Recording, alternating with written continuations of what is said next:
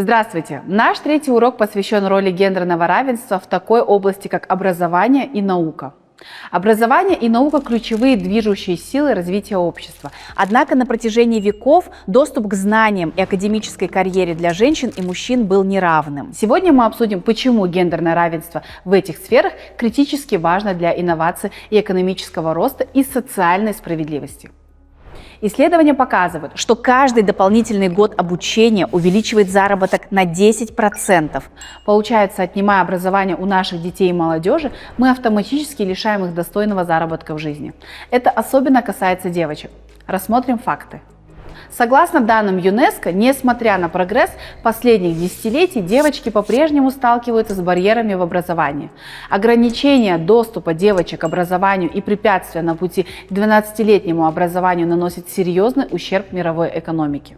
Страны мира теряют от 15 триллионов до 30 триллионов долларов США из-за упущенной возможности повысить производительность труда и доходы женской части населения мира, говорится в новом докладе Всемирного банка.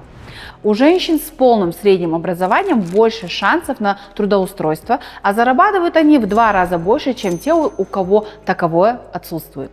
Женщины с высшим образованием инвестируют до 90% дохода обратно в семью и сообщество, создавая условия для экономического роста.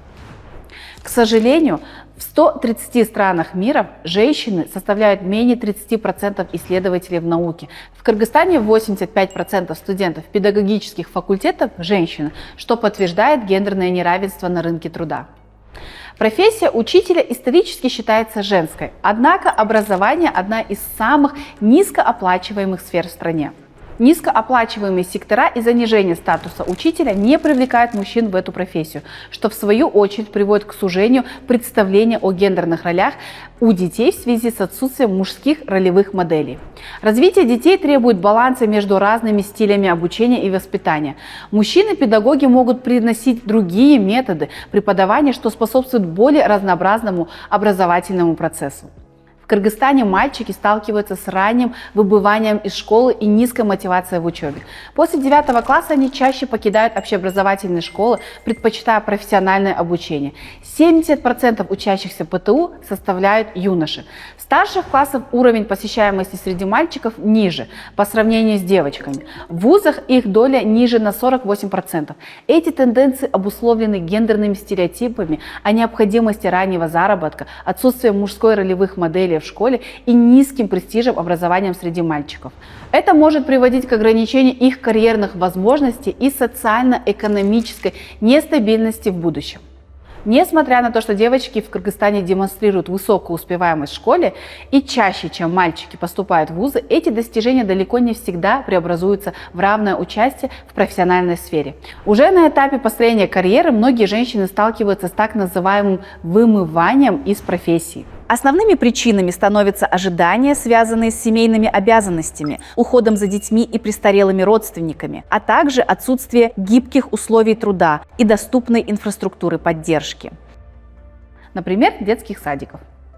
Женщины-ученые. В апреле 2025 года власти Парижа объявили о решении впервые за 136 лет выгравировать на Эйфелевой башне имена 40 выдающихся женщин-ученых. С момента ее постройки в 1889 году на втором ярусе башни золотыми буквами были увековечены имена 72 мужчин-научных деятелей, однако среди них не было ни одной женщины. Оно отражает глобальную тенденцию к переосмыслению культурного и научного наследия сквозь призму равенства. Долгое время вклад женщин в науку оставался невидимым или недооцененным, несмотря на их ключевую роль в открытиях и развитии знаний. Сегодняшний шаг – не просто жест признания, но и послание будущим поколениям. Наука принадлежит всем. История показывает, что вклад женщин в науку изменил мир. Мария Кюри – первая женщина, получившая Нобелевскую премию за исследования в области радиоактивности. Розалинд Франклин – ключевая ученая, благодаря которой была расшифрована структура ДНК. Кэтрин Джонсон, математик НАСА, чьи расчеты помогли отправить первых астронавтов на Луну. В Кыргызстане также есть выдающиеся примеры женщин, внесших вклад в науку и образование. Асей Сартбаева, ученая-химик из Кыргызстана, профессор университета БАТа. Она разработала революционный метод хранения вакцин без необходимости охлаждения, что поможет спасти миллионы жизней. Представление равных возможностей в образовании и науке позволяет женщинам вносить значимый вклад в развитие технологий и инноваций. Примером является участие группы молодых женщин-инженеров в кыргызской космической программе, направленной на разработку и создание космического спутника CubeSat. В 2018 году BBC включил одну из участниц этой программы, Алину Анисимову, в список 100 самых влиятельных женщин мира. Однако таких примеров могло бы быть больше, если бы гендерные барьеры в образовании не ограничивали талантливых женщин. Сколько мир упустил открытий только из-за пагубного влияния стереотипов. Исследования показывают, что гендерное разнообразие в научных коллективах способствует более инновационным решениям и повышает качество исследований. Гендерно сбалансированные исследовательские команды производят более разнообразные и качественные научные открытия. Несмотря на прогресс в Кыргызстане, как и, впрочем, в других странах мира, остаются вызовы. Стереотипы в школьном образовании девочек по-прежнему чаще направляют в традиционные профессии, ограничивая их выбор. Недостаточно представительства женщин в STEM. Неравный доступ к финансированию научных исследований. Как можно изменить ситуацию? Включение гендерно-чувствительного подхода в школьные программы. Поддержка девочек в STEM через стипендии и гранты, расширение возможностей для женщин-ученых через научные программы и международные обмены. Гендерное равенство в образовании и науке – это не просто вопрос справедливости, а ключ к устойчивому развитию общества. Когда каждый, независимо от пола, имеет равный доступ к знаниям и возможностям, это способствует не только личностному росту, но и укрепляет экономику, развивает инновации и повышает социальную стабильность.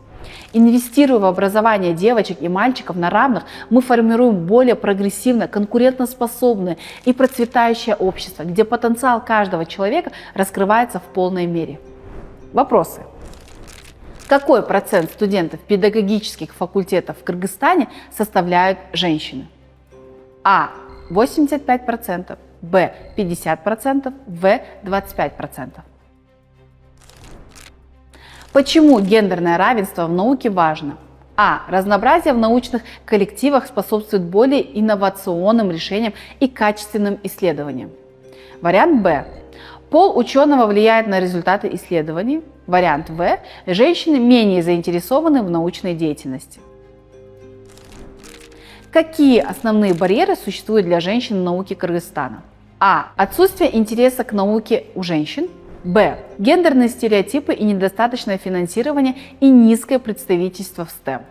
В. Нехватка учебников и лабораторий. А вот и ответы на все вопросы.